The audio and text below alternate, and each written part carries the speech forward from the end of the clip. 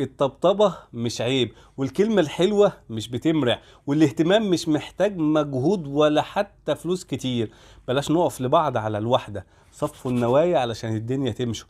اهتموا بالتفاصيل، التفاصيل بتفرق والاهتمام بيها بيصنع المعجزات. أقوى حب بيموت بالإهمال والشك. العشرة الطيبة ممكن تبقى أقوى في حبها من الرومانسية الغير ناضجة. الحب والمودة والرحمة اللي ما بينكم مش بالكلام وبس، أكبر من كده بكتير. نجاح أي علاقة محتاجة مجهود من الطرفين، عمرها ما كانت من طرف واحد أبدا. الشكوى من عيوب شريك حياتك الدايم ده يعتبر هزيمة، حتى لو معاك الحق أو معاك أنت الحق. بلاش مقارنات. امدح مراتك قدامها ومن وراها، امدحي جوزك في كل حاجة يعملها حتى لو كانت صغيرة. اللي ما يعجبوش العجب ده أكبر نوع مزعج في الجواز، سيبك منه.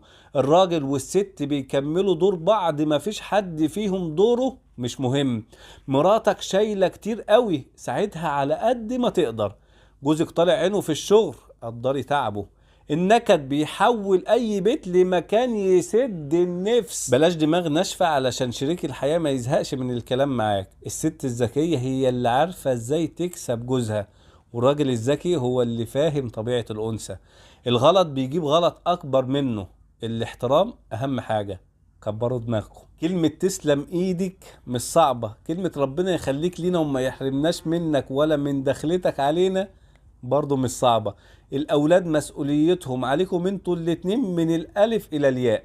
اسمعها حتى لو كلامها بالنسبة لك تافه، بالنسبة لها هو كل حياتها.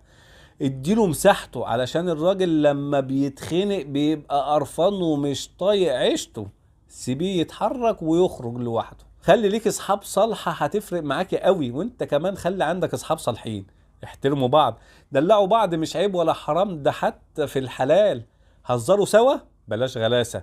اللي زعلان ما يشيلش جواه، والفضفضة بتجيب من الاخر. كله يطلع اول باول. بلاش انانية وان في طرف مستني كل حاجة من الطرف التاني. مفيش حد ملاك، بس في ناس بتغلط وبتعتذر وبتحسن من نفسها.